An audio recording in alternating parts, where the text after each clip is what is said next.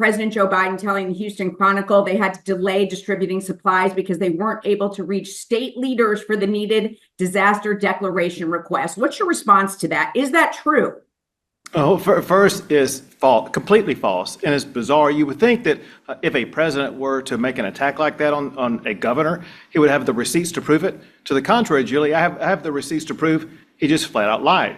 Because, Julie, I've received multiple phone calls from President Biden in the aftermath of prior disasters when he called me, and he called directly in the very same number every single time. That number has not been called by either the president or anybody in the White House at all during this episode, with one exception, and that is on July the 5th. I did receive a phone call on that very same phone number that President Biden has used in the past from one of his cabinet members or FEMA director. So here's the point. People who work for Joe Biden use the same number that Joe Biden had used in the past to give me a phone call. When Joe Biden said this time he called me, he just flat out made it up. Now, did anybody from Texas reach out to the White House to say, hey, we need this disaster declaration? Did anybody request that?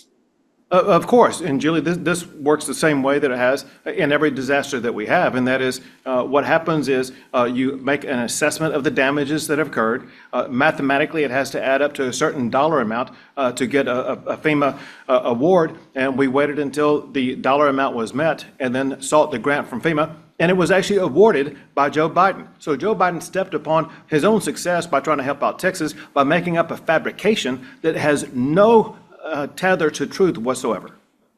I do want to talk a little bit about Beryl. As you know, more than 2 million people without power. There's a lot of frustration right now with CenterPoint, that's handling 75% of it. What should be done to handle this? And are you concerned about how this was handled from a city, state, and CenterPoint level? Well, so when you look at the fact that a Category 1 hurricane has come through Texas, the sole remaining issue is a horrible issue for our fellow Texans, and that is more than 2 million Texans out of power. Julie, this should not be happening whatsoever, period.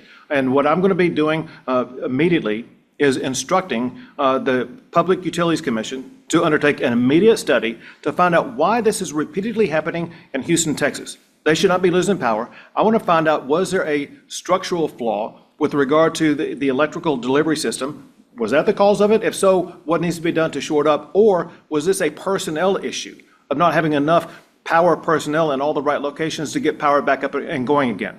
All I can tell you is this. I want the PUC to provide information to both me and to the Texas legislature so that we will be able to act on it next year to make sure that events like this never happen again.